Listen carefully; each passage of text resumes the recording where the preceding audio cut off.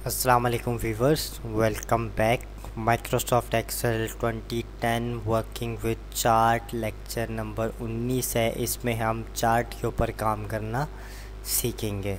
हमेशा की तरह स्क्रीन के ऊपर आपको फेसबुक, गूगल, ट्विटर, यूट्यूब सबके लिंक नज़र आ रहे होंगे। आप किसी पे भी हमें फॉलो कर सकते हैं। ठीक है, अब हम चलते हैं अपने लेक्चर की तरफ। ठीक हो गया। यहाँ से मैं इसको क्लोज़ करता हूँ। ये ऑलरेडी मैंने एक डेटा पहले से जनरेट करके रखा हुआ है, जिसमें मेरे पास ये है SS, GC, KC, PTCL। ये मैंने ईयर लिखे हैं और ये मैंने उनका बिज़नेस लिखा है कि किसने कितना बिज़नेस किया है। ठीक है, अब सबसे पहले बात करते हैं कि हम चार्ट बनाते क्यों हैं या चार्ट की ज़रूरत हमें क्यों पड़ती है। ये मेरे पास टेबल है। ठीक हो गया। अब मैं आपको कहता हूँ कि मुझे ये बताएं कि इसमें किस कंपनी ने किस शेयर में सबसे ज़्यादा बिज़नेस किया है, तो आपको ये बताने में काफ़ी वक्त लग जाएगा कि किसने कितना बिज़नेस किया, वो भी स्क्रीन पे देखते हुए। ठीक है, यही काम अगर मैं आपको चार्ट की मदद से बोलूँगा तो चार्ट देख के अगर कोई बंदा काफ़ी दूर भी बैठा है तो वो भी बता देगा कि किसने कितना बिज़नेस किया है। ये कंपनीज़ अक्सर यूज़ करती हैं अपने कंपटीटर में देखने के लिए, चार्ट बनाती हैं कि हम कहाँ पे हैं, हमारा कंपटीटर कहाँ पे है। ठीक हो गया। या फिर यूँ कह लें कि एक प्रोग्रेस रिपोर्ट बनाई जाती है सेल पर्सन की कि किसने ज़्यादा सेल की, किसने कम की। ठीक है, प्रॉफिट कितना हुआ में लॉस, डिफरेंट सिचुएशंस होती हैं, किसी में भी आप इसको यूज़ कर सकते हैं। ठीक हो गया। और चार्ट बनाने का तरीका क्या है कि सबसे पहले आपका कर्सर डेटा में कहीं पे भी मौजूद होना चाहिए। ठीक हो गया। उसके बाद आप आते हैं इंसर्ट के ऊपर और यहाँ पे डिफरेंट टाइप्स के क्या हैं आपके पास चार्ट्स हैं। तो एक सबसे कॉमन जो है वो ये कॉलम वाला चार्ट है। तो इसमें हम बिल्कुल एक नॉर्मल 2D कॉलम ही लेते हैं। ठीक है, मैंने यहाँ से इसको क्लिक कर दिया। तो अब देखिए इसने ऑटोमेटिक डिटेक्ट कर लिया, नाम इसने एक साइड पे दिखा दिए मुझे। यहाँ पे देखिए नीचे इसने ईयर दिखा दिए और साथ में ये इसने मुझे वैल्यूज़ दिखा दी।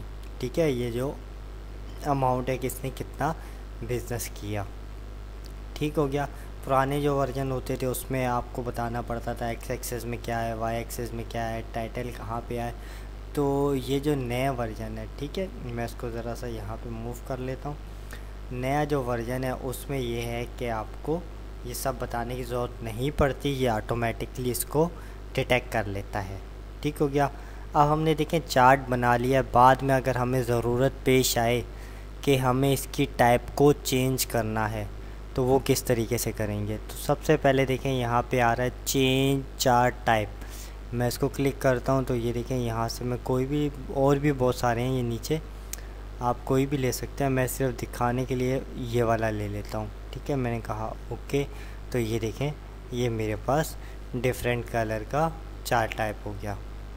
अब मैं इसको दोबारा से नॉर्मल वाला कर देता हूँ। ठीक है, क्योंकि सारा काम हम इसके ऊपर ही करेंगे। और फिर मैंने इसको ओके कर दिया। ठीक हो गया, ये हो गया। उसके बाद देखिए हमारे पास ये स्विच। ठीक है, मैं चाहता हूँ कि ये जो कंपनीज़ के नाम है ये वाई एक्सेस में आ जाए, सॉरी एक्स एक्सेस में आ जाए, और ये जो है या सिंपली ये कह लेंगे मैं चाहता हूँ कि ये नाम रोज़ में आ जाए और ये चले जाएं कॉलम में।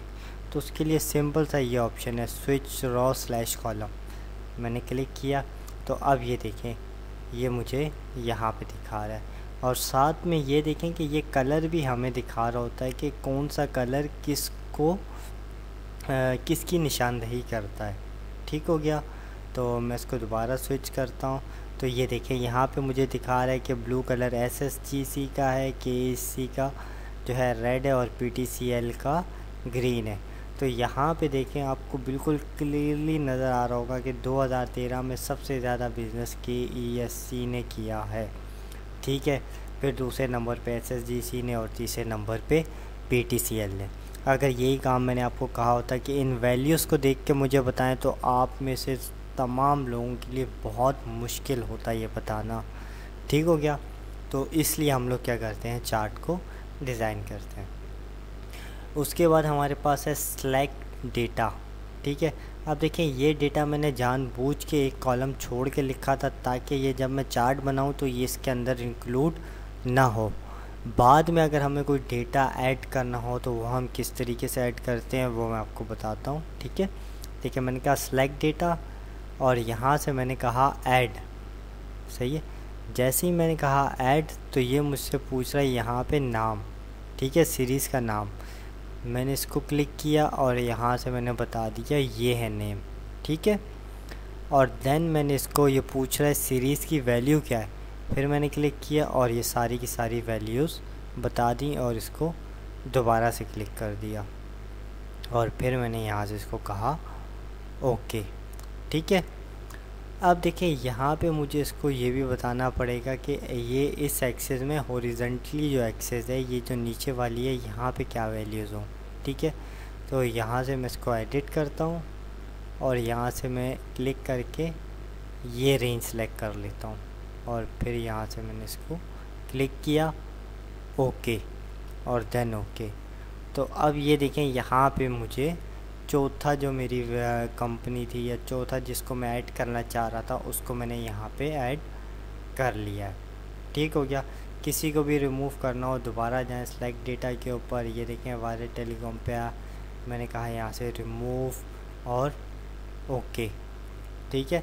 तो अगर कोई कंपनी आपको रिमूव करनी हो तो आप इस तरीके से उसको रिमूव भी कर सकते हैं, ठीक हो गया।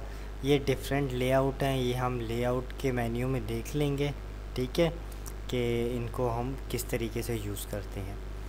तो यहाँ पे देखिए डिफरेंट कलर्स हैं, आप इनमें से कोई भी कलर यहाँ पे चूज़ कर सकते हैं और यहाँ से खोलें तो ये और भी डिफरेंट कलर के डिज़ाइन है, तो आप इनमें से किसी को भी यूज़ कर सकते हैं।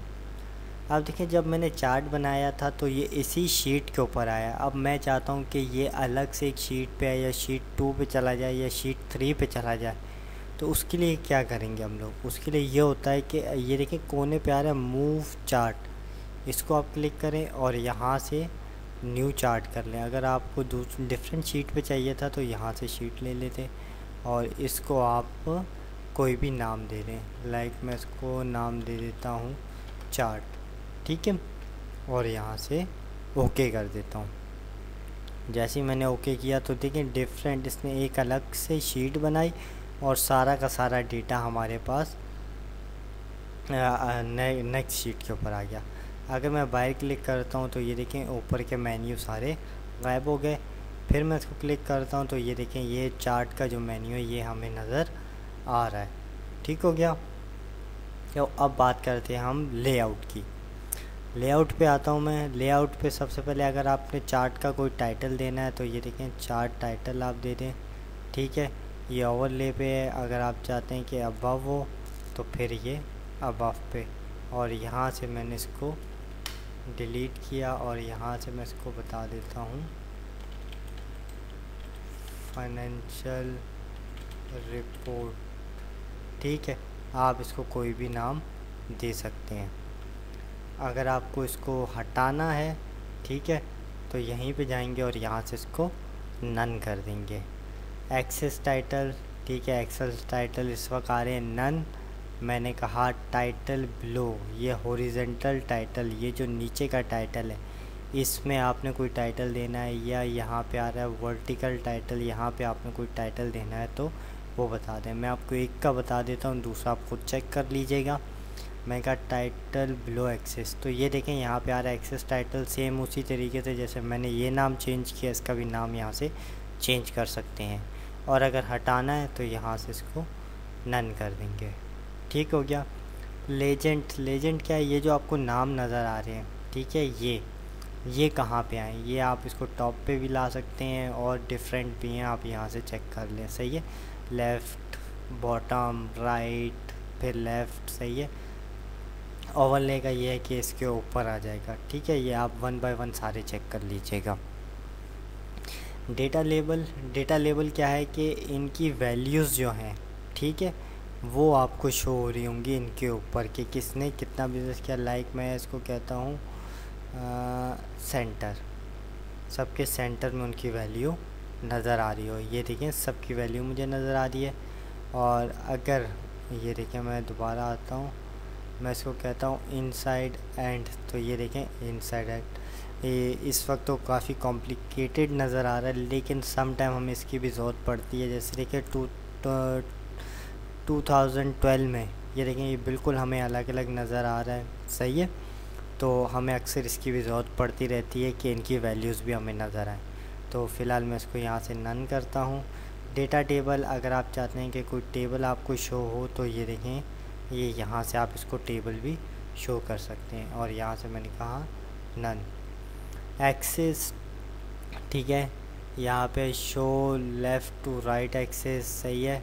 और यहाँ पे आ रहा है शो एक्सेस विदाउट लेबलिंग, सही है। ये एक्सेस है विदाउट लेबल के हमें शो हो।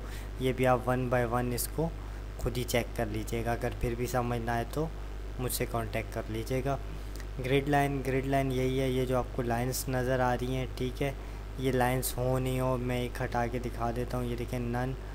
और फिर अगर आपको ये चाहिए हो तो दोबारा इसको क्लिक कर लें, ठीक है। तो ये ग्रिड लाइन का ऑप्शन है, ठीक हो गया। चार्ट में हमारे पास फ़िलहाल इतना ही है, ठीक है।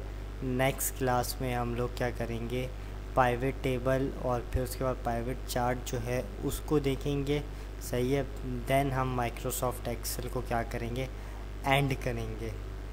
उसके बाद जब मैं माइक्रोसॉफ्ट पावर पॉइंट पढ़ा रहूँगा उस वक्त मैं क्या करूँगा, माइक्रोसॉफ्ट ऑफिस 2013, सही है, 2013 वो इंस्टॉल कर लूँगा। और उसके ऊपर फिर हम पाइवेट टेबल को जो है एडवांस लेवल के ऊपर हम पूरा पढ़ेंगे, सही है। तो नेक्स्ट क्लास जो होगी हमारी 1 से 2 क्लासें होंगी जिसमें हम पाइवेट टेबल पढ़ेंगे और पाइवेट चार्ट पढ़ेंगे। उसके बाद हमारा एक्सेल एंड हो जाएगा। फिर हम स्टार्ट करेंगे माइक्रोसॉफ्ट पावर पॉइंट को।